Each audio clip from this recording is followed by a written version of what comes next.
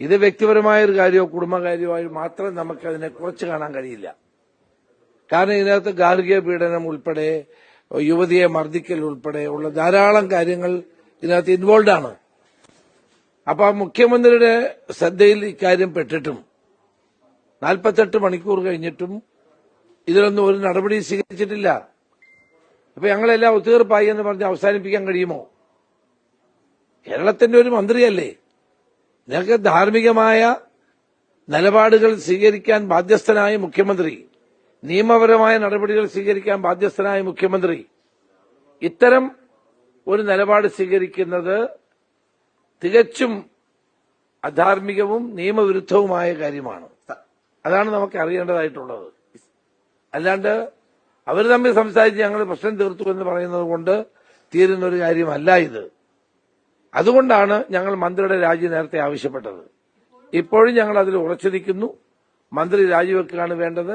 ഈ കാര്യത്തിൽ മുഖ്യമന്ത്രി ഒളിച്ചുകളി അവസാനിപ്പിക്കണം. മുഖ്യമന്ത്രി അടക്കമുള്ള സമ്മർദ്ദം ചെലുത്തി ഇങ്ങനെ ഒരു തീരുമാനത്തിലേക്ക് ഒത്തുതീർപ്പിലേക്ക് കൊണ്ടുപോയതാണെന്ന് കരുതുന്നുണ്ടോ? അല്ല, അങ്ങനെയും പറയുന്ന ആളുകളുണ്ട്. ഇത് നമ്മളറിയേണ്ട കാര്യമില്ല. ഒത്തുതീർപ്പ് അത് നമുക്ക് അറിയേണ്ട കാര്യമില്ല. ഇത് നിയമപരമായ തെറ്റായ കാര്യമാണ്, അധാർമികമായ കാര്യമാണ്. അപ്പോൾ ഇതിനകത്ത് ധാരാളം നിയമപ്രശ്നങ്ങൾ ഇൻവോൾവ് ആണ്. അപ്പൊ അതുകൊണ്ട് തന്നെ ഈ കാര്യത്തിൽ അതും ആരാണ്? കേരളത്തിന്റെ സംസ്ഥാനത്തിന് ഒരു മന്ത്രിയാണ്. ഒരു മന്ത്രിക്കെതിരായിട്ടാണ് ഈ ആരോപണം ഉയർന്നു വന്നിരിക്കുന്നത്.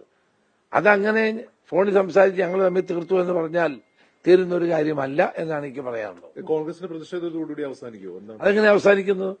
അതെങ്ങനെ അവസാനിക്കും? ആ പ്രതിഷേധം തുടരുമല്ലോ. അത് അവസാനിക്കേണ്ട കാര്യമില്ലല്ലോ.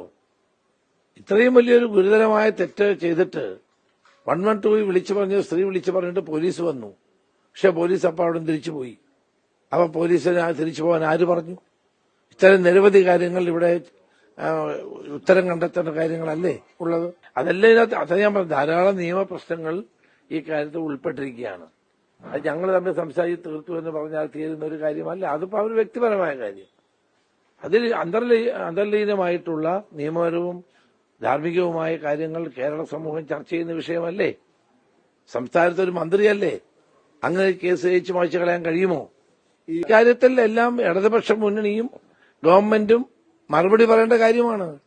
ഇവരൊക്കെ ഇത്രയും കാലം പറഞ്ഞിരുന്നതിന് വ്യത്യസ്തമായ നിലപാട് ഇവിടെ എടുക്കുകയല്ലേ.